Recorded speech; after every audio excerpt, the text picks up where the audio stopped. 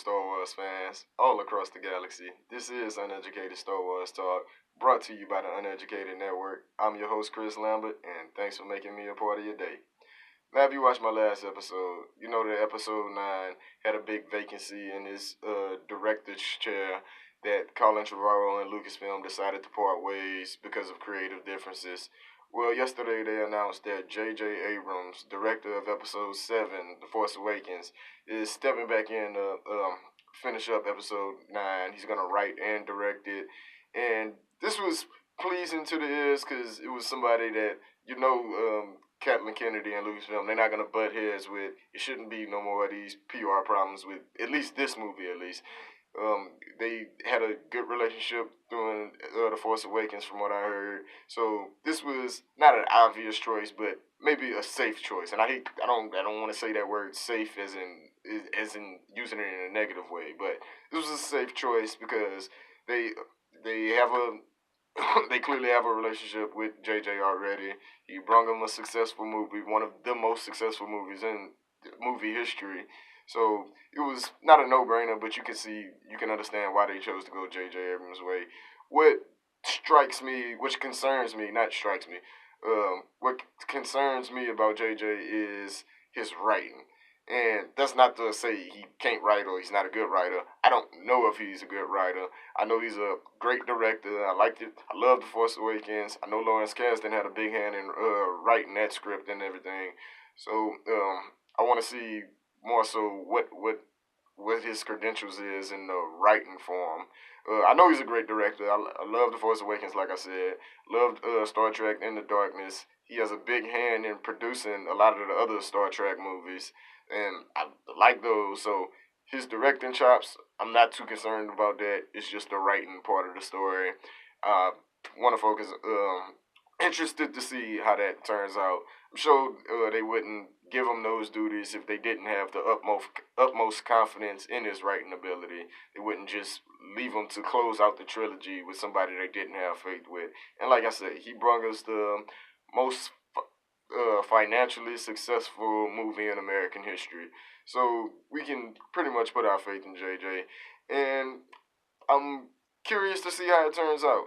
No, really two big gripes about JJ. He was one of the names I said in my last video that who might get the gig, and like I just say, can't wait to see how it turned out.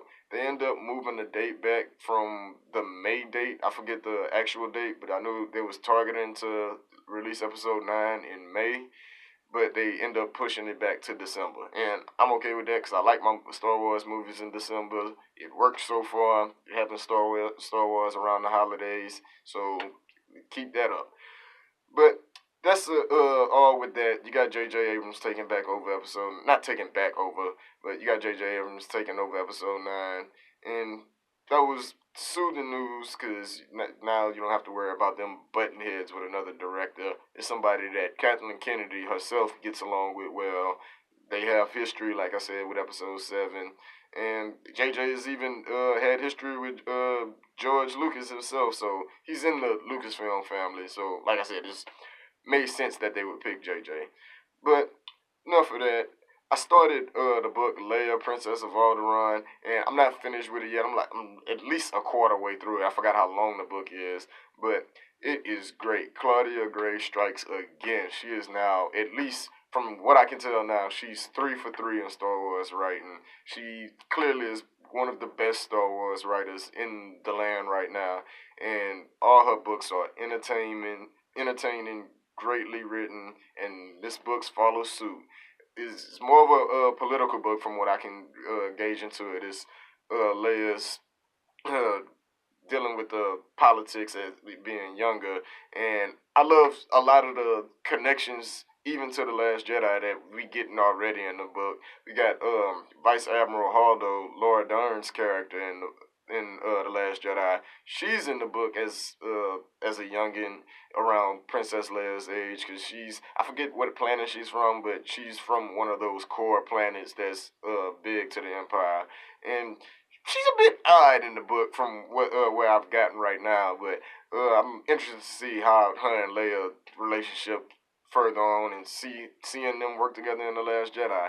Even my boy Will Huff Tarkin, he makes an appearance in the book, and I just love Tarkin, so I like seeing his different versions of him in different books. And got another one of him. The only gripe I have so far with the book is the narrator. I forget who's actually narrating the book, and the voice is not a Leia that I'm used to.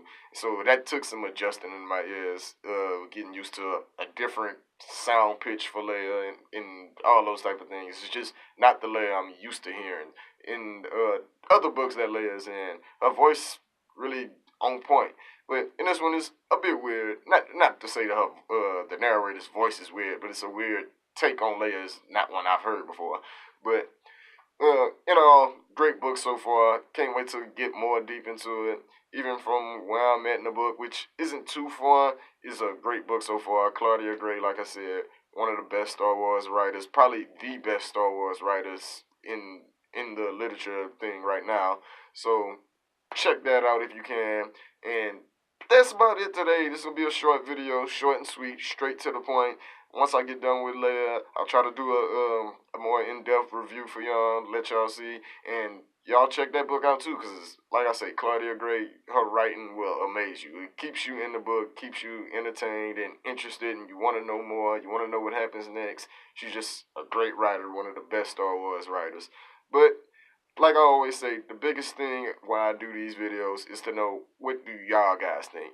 What do y'all think about JJ taking over episode 9? What do y'all think about the Leia book? If you haven't read the Leia book, let me know in the comments what you're interested in knowing about the book. Let me know how you feel about JJ taking over episode 9. What was some of your problems with episode 7? Do you think he did a good job? Do you think he's the right director to close out the trilogy?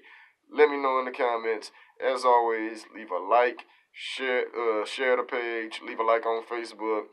I'm Chris Lambert. Until next time, you can catch me right here.